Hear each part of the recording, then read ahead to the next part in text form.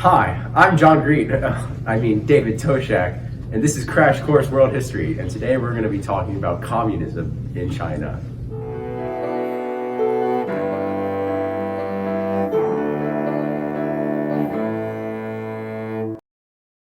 To understand communism in China, we're going to have to understand how communism started in China, and to do that, we're going to have to take a look at the Chinese Civil War. Now, it all first started with a man named Sun Yat-sen, who's this guy right here.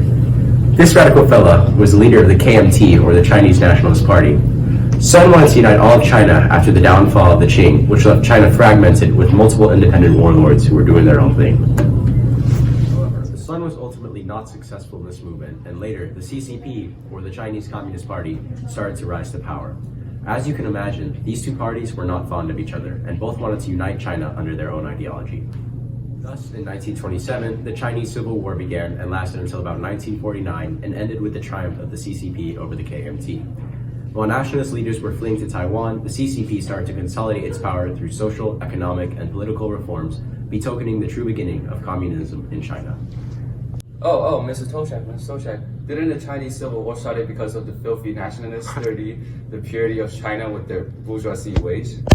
Oh, me from the past, you silly communist. You are partially correct. The Chinese Civil War did start because the KMT leader, Chiang Kai-shek, launched a large-scale military assault on the CCP's territory in northern China. During the early phase of the Chinese Civil War, the KMT had an advantage because of support from the United States. But during World War II, the CCP was able to salvage firearms and weapons left over from Japan. This, combined with support from the Soviet Union, helped the CCP gain an even larger advantage following 1945. But going back to the end of the Chinese Civil War, as a result of the Chinese Communist Party takeover,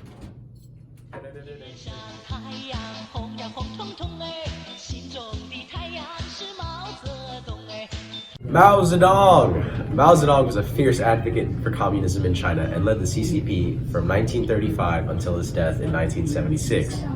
During the Chinese Civil War, Mao helped found the Chinese Workers' and Peasants' Red Army, led the Jiangxi Soviet's radical land policies, and led the Long March, a 6,000-mile historic trek of Chinese communists which resulted in the relocation of the Communist Revolutionary Base from southeastern to northwestern China, and in the emergence of Mao Zedong as the undisputed party leader.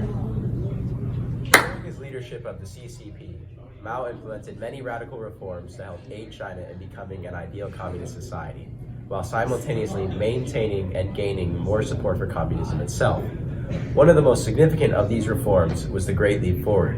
But what was the Great Leap Forward, and why was it so important? Let's go to the thought bubble.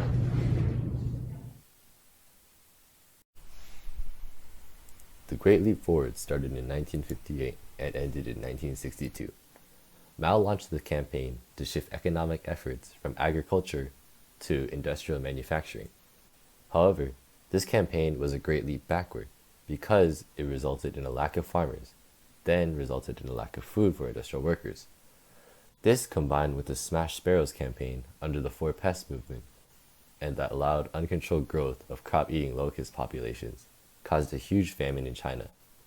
You may be asking, how could Mao not be aware of these problems? Well, government officials lied about production rates and food levels in their provinces to keep Mao happy and remain in good standing with him.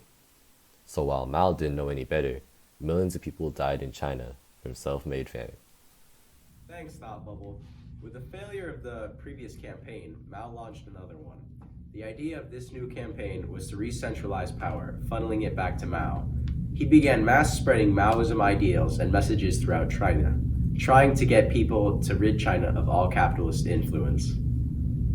This movement had a great influence on the teenagers of China, who started a pseudo-military known as the Red Guard.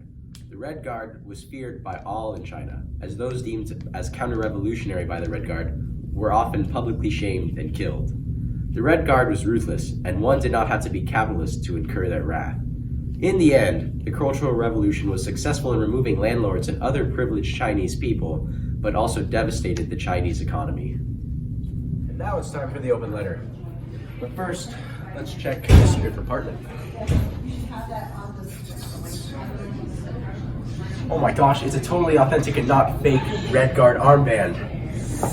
I love the Red Guards. Open letter to Deng Xiaoping. Dear Deng, What you did to China was pretty great. I mean, you employed some pretty good strategies, and now China is in a better state than ever. In all honesty, the way you consolidated your power helped China progress and move towards greatness. Best wishes, David Toshak. After Mao's death in 1976, Deng Xiaoping was able to come into power. Xiaoping, who had actually had his power purged 3 times during the Cultural Revolution, was able to make his gradual climb to leadership through different reforms that also earned him the nickname, the architect of modern China. I think I'm talking fast again. During this period, Deng Xiaoping allowed more criticism of the Chinese government and reinstated the National College Entrance Examination to get all those revolutionary kids back in school. In terms of the economy, Deng implemented the Chinese Economic Reform Program in 1978. Through such programs like the Household Responsibility System, China experienced a big increase in its economic power. Additionally, Deng lowered trade tariffs and had China join the World Trade Organization in 2001, which also helped the economy. Finally, Deng created special economic zones, which were areas with no taxes or regulations, created with the purpose of attracting foreign investors. This liberal communism did have its effects, however, as levels of economic inequality within China increased. All in all, foreign investment and lifted economic restrictions were all elements of a more liberal communism in China under Deng Xiaoping's rule.